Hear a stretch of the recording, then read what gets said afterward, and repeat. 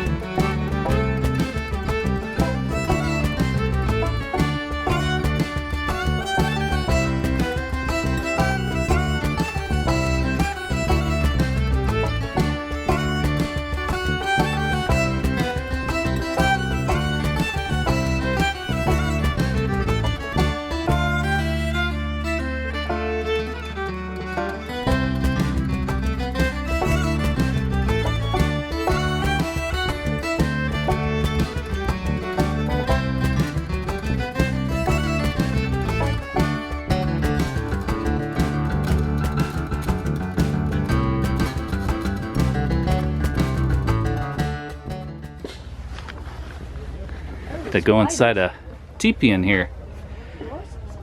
This is awesome. We got your lodge poles there and open top, and you got your bottom liner here. It helps create a little bit of airspace, keeps condensation off, gives a little bit of breeze to go up the walls, and pretty neat in here. A nice comfy bed and everything set up, rugs, and yeah, that's awesome. I got some of the tents with all the wares out here. A lot of people out here this year. Pretty nice.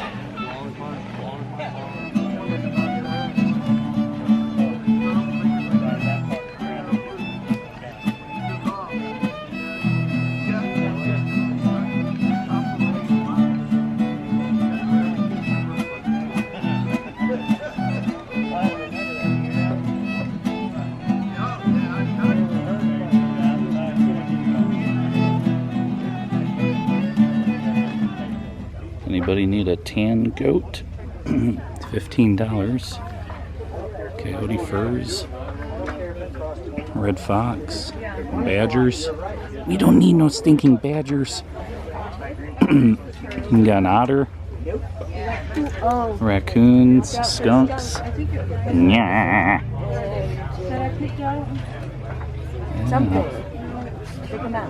All sorts of little trinkets and wares around.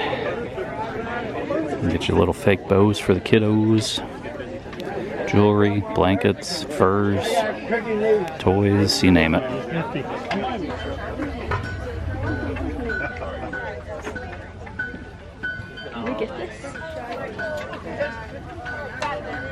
like the setups of a lot of these encampments here. We got the teepees and bunch of canvas wall tents. Saw a baker tent out here and lean-tos. Very nice. Got a lot of really nice furs there. Looks like a beaver, some otter, skunk, red fox. Very nice.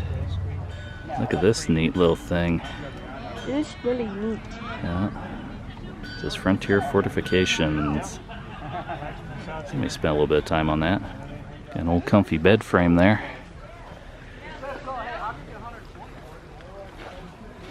A little lean-to tarp up here. Pull up the center. You have a tree or a stick at the end, put it in a diamond configuration. Plenty of space for 2 or 3 people.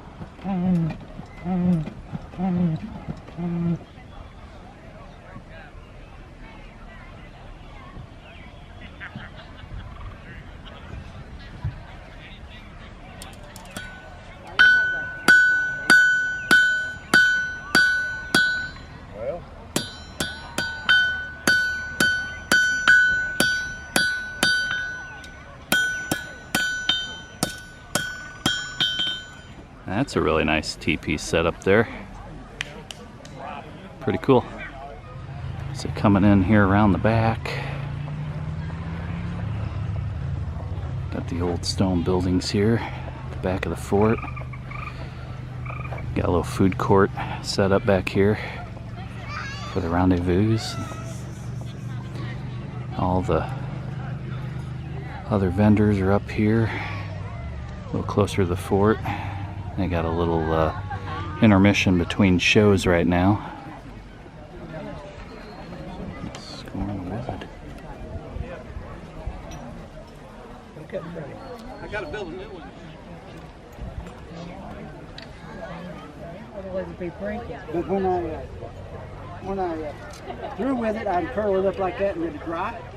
And then when I want to use it in a basket, I'll soak it in water about 20 minutes and it's pliable. That is crazy. Wow. I just wouldn't have thought that would take this much. Here's a basket I started this morning. Right there. A lot of my baskets are round bottom, round baskets, you know, and so this is one of my typical ones. You made all of them? Yeah. Oh, wow. That's amazing. But They're beautiful. These start, are amazing. you start out with the strips and put 8 of them down and tie them together in the weaving and put 8 more in between them. Keep weaving. And I'm out to the marks just about. Loosen these up and turn them up a little bit. And as I'm weaving, I'll hold them. And these here will come up to make the sides. Go around down St. Andrew. So, weave the base of the basket, the main part of the basket, and let it dry. Measure the circumference of the top to make handles and rims. It comes from the tree too. Let them all dry and then we start this process. So it's done in steps. I make quite a bit of material. Each basket takes a little bit different thickness or width of material, so you got to know what you got to work with to start with, put in the water, soak it, and cut it up. And everything you make is white oak? It's all comes from white oak. Even the tags are tied on with a piece of white oak. No, that's amazing. I see that. Yeah. That's amazing. I am Squidward. So, got a bunch of gourds here, ladles, pots, bowls, birdhouses, all sorts of stuff. The gentleman that does all this work is very talented. Been doing them for a long time.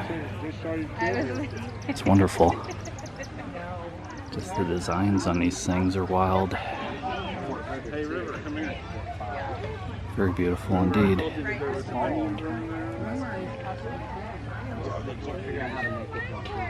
That one, he made most of these from drawings in kits. So we buy kits for the lock mechanisms.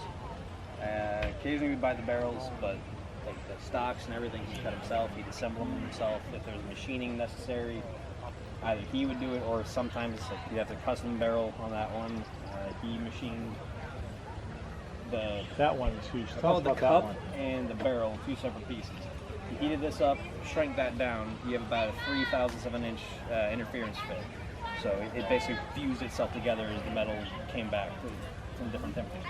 It's an 18th century grenade launcher, Danish technically. State of Maryland bought 13 of them during the Revolutionary War from the Danish to be used against the Brits. It literally fires these guys. So it's not, most people walk up and say it's a blunderbuss. Blunderbuss is over here.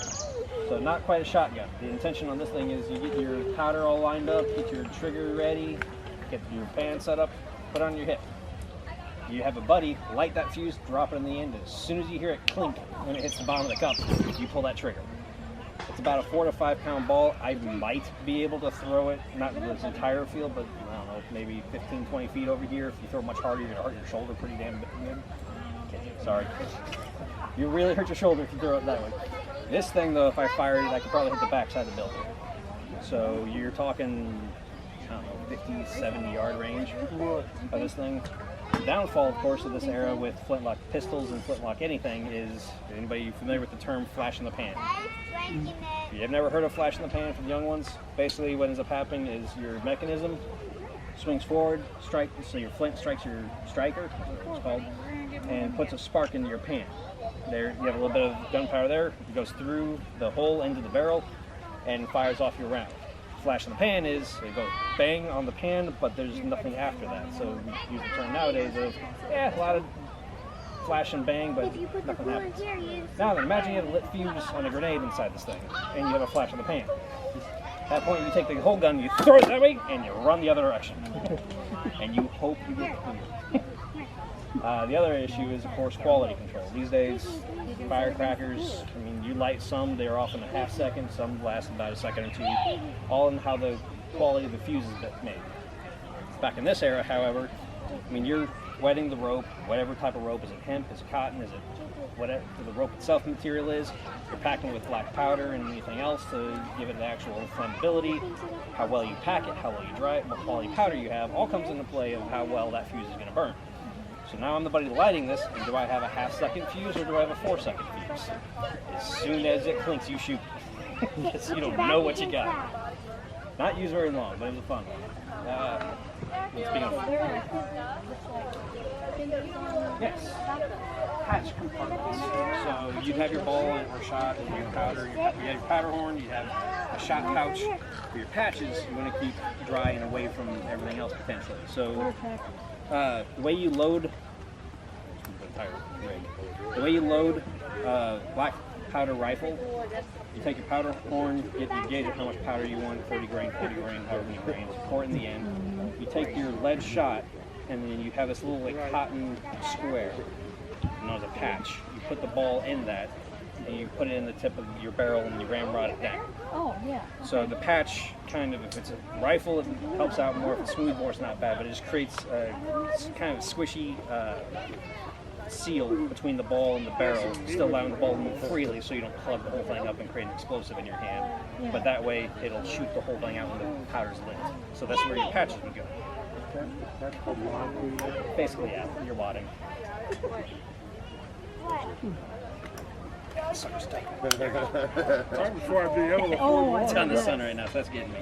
yes, yes. That's what these guys are set up like that. Okay. I don't know when people walked up at what, but you also have your lovely Scottish guns, which of course this entire area here is Scottish, so we all love this stuff.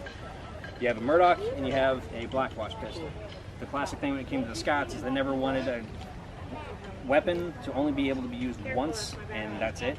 And they didn't trust wood, so what they ended up doing is they made their weapons completely out of metal. So that way, after you got that one shot off, you flip the gun around, now it's a club, and it won't break. Oh. So they were very much so dual usage in that regard. So we don't have it out. We used to have a Scottish targe, which is a shield. I have to make sure I emphasize the end of that properly, otherwise it's a targe. Scottish targe was commissioned by King James I. There were, I believe, 12 of them commissioned. It was a 50 caliber matchlock pistol in the middle of the shield that you just push down. It's got wick burning the whole time, and then a row of 12 guys on Royal Guard just launched half-inch balls down at a charging squadron of probably swordsmen. I mean, you're talking earliest form of firearms that era. Minutes. Is it just 5 minutes? Oh, it takes a little bit longer than 5 minutes. I think I go for 6 minutes. Is this 6 minutes? Sure. We agree it's on 6 minutes. What are you doing? Taping it? Something? So y'all from around here? About 45 minutes. Okay. Well, we're glad to have you guys down here. You learning a lot? It's been a few years since he's been here. My daughter comes down with me almost every year. Oh, all right. gonna So stand right she here. must like you more than him. Oh. Alrighty. I shall turn as a normal cat. Alright. You know what? You're busy. Go sit down. Fine, I sit right on the thing. Alrighty. So what's going to happen is that she is going to crank the handle. And when she does, this thing's going to start twisting, okay? Alright. And when it starts twisting, I'm going to start moving this. You hold on tight, okay? Alright. Because it's going to be like you're holding on to Moby Dick. Alright. Alright, you ready? 3, 2, 1, go!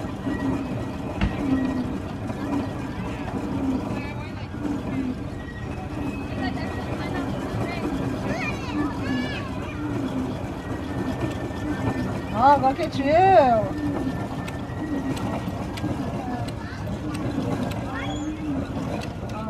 Alrighty, I think we're good. You know what? You could definitely be on a whale ship. Oh. Yeah! I'm gonna be the winner! Oh. Great, guys. Yeah! I'm the winner. I'm the winner. Oh, you have a Oops.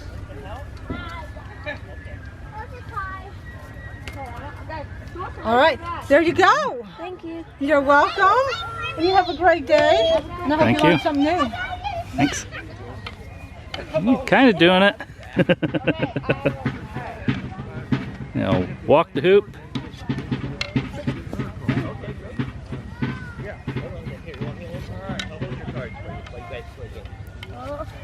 Dang it. Difficult. Okay, let me hold your card. You can spend later. We'll play another game and we'll get another card. Let me hold your cards for you. I want you guys to play this. So these are apple trees. They turn into a trellis.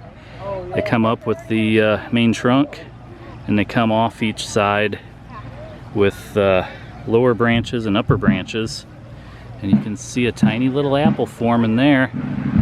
And then every so often they'll have another tree trying to grow, you know, the opposite way coming in. And then this one grows out and makes a nice little trellis. You can get to all your apples right within reach. Pretty neat idea. So this is the French garden. A lot of different herbs.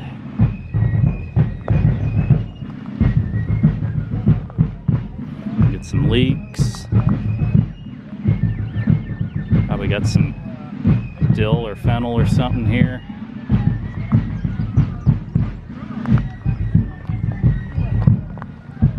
Little plants.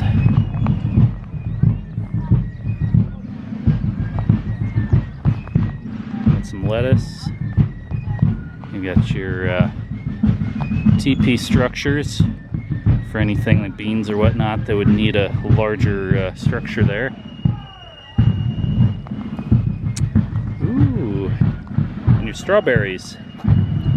These are the smaller native types. They're real tiny. So the really large strawberries that we're used to in the grocery stores, those are actually like a hybrid from South America and elsewhere that was eventually imported into Europe much later. Looks like some dill or something there. It's amazing.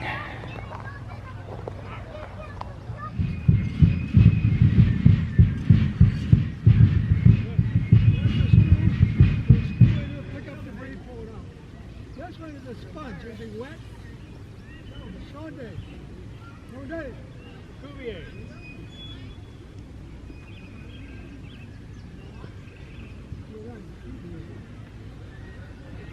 Whoever corrected me, you're right. Thank you. You're welcome.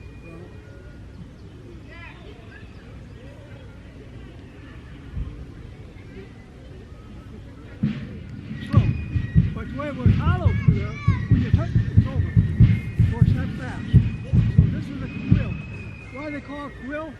Because they took loose feathers, stripped off all the feathers, and used a hollow part of the quill to put the powder. They didn't have Scotch taped in, but they learned not to fill it solid.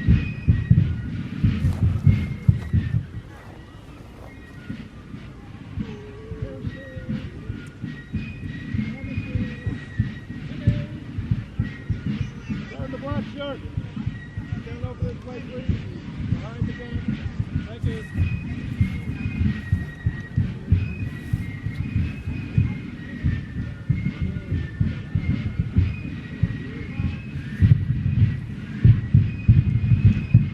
The whole thing's called a linstock. So when I stick this to the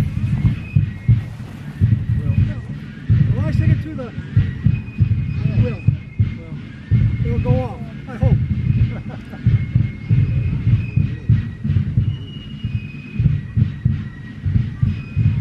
Okay, cover your ears. Earplugs, hold your ears. Protect the youngsters.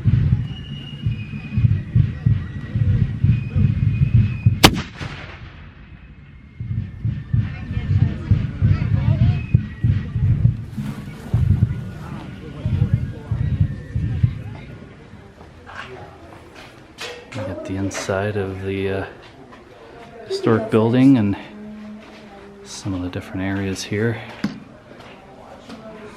where people can stay.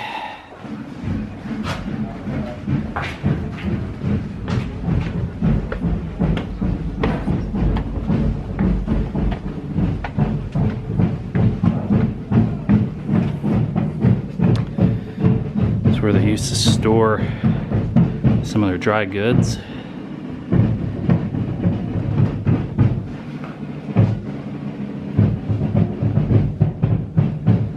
Kill a wagon wheel.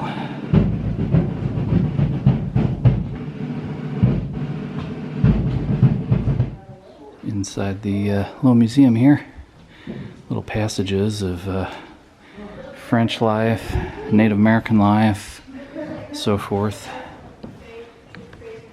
Weapons, representation of where the fort is, some of the other forts were. So they had at least 3 forts in this area because floodwaters and other things would just kind of tear them down over time. A representation of it.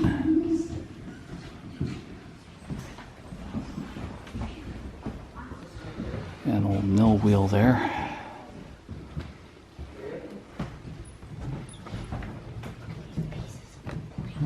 Little representation here of some of the environments, marshes, bottomland forests, prairies, some of the animals that reside around here in these parts. Got a cute little possum there I want to take home as a pet. Squirrels and hawks.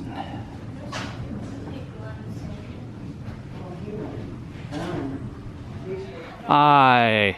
Who are these 2 young wenches? I'm going to curse you. Curse me?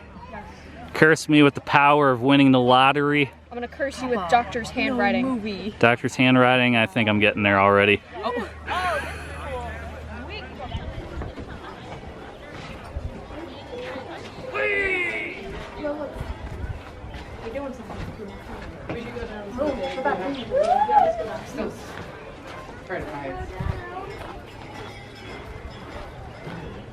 "40 seconds. Poise your bayonets. Present your bayonets. 40 seconds. Poise your bayonets. Show me your bayonets.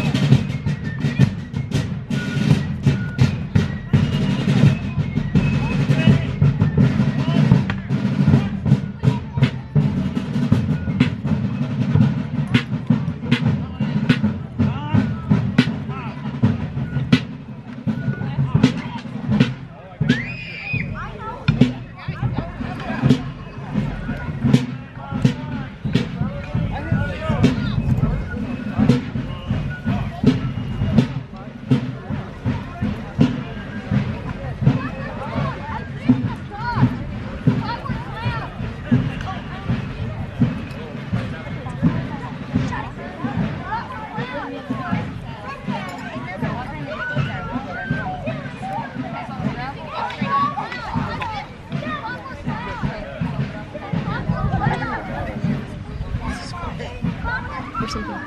This is Scottish. Ireland, you mean? No. Oh, I thought they were maybe. Scots. They're the Scots. Yeah, they're Scottish.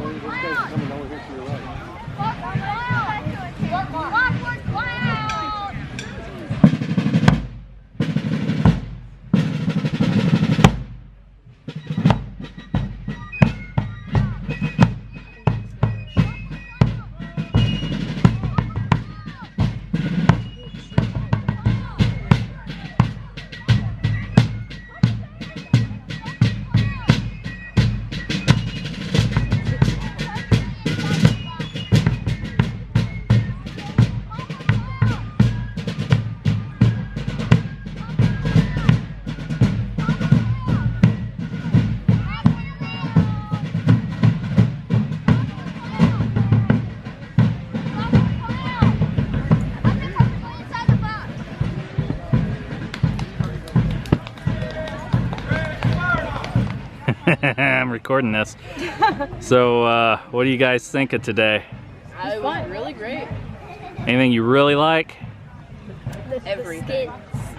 Yeah? I got it. I like the stores. Like, the root beer is pretty good. Sarsaparilla, whatever. I like the compliments. Anything that you didn't like? I didn't like that we couldn't find rock candies, and it is hot. Oh, I saw some rock candies. Yeah, but they only had pink. Something. You should show us where the others are.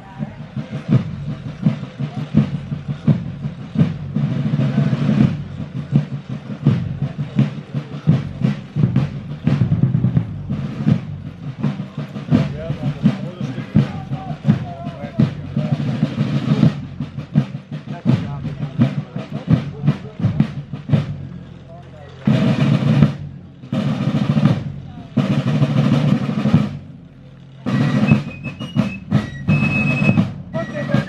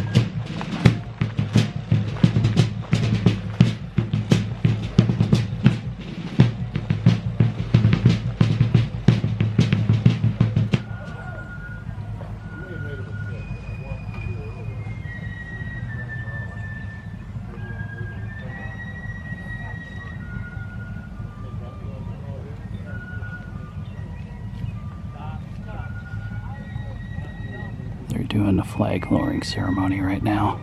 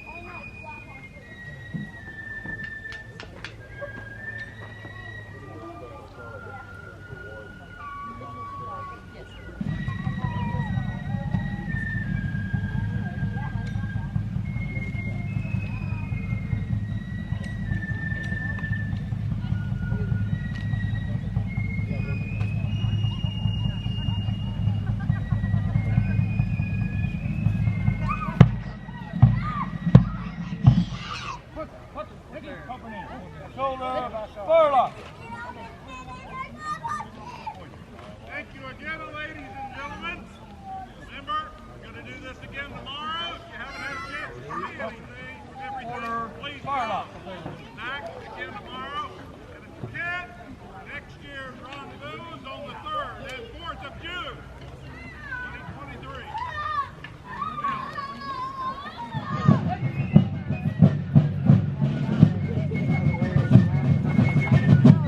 2023. Fish.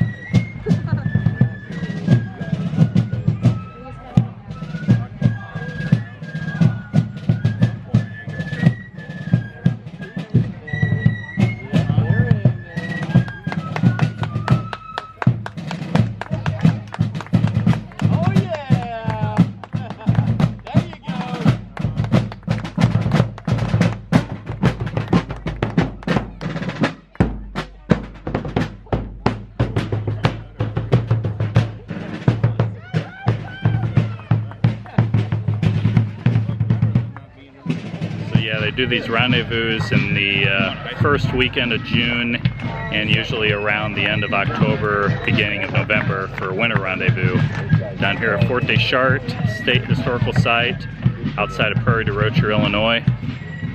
So come check it out if you're ever in the area. Alright everybody, if you like what you've seen, feel free to like, comment, and subscribe. Give me a thumbs up. I'll catch you again in the outdoors. As always, thanks for watching.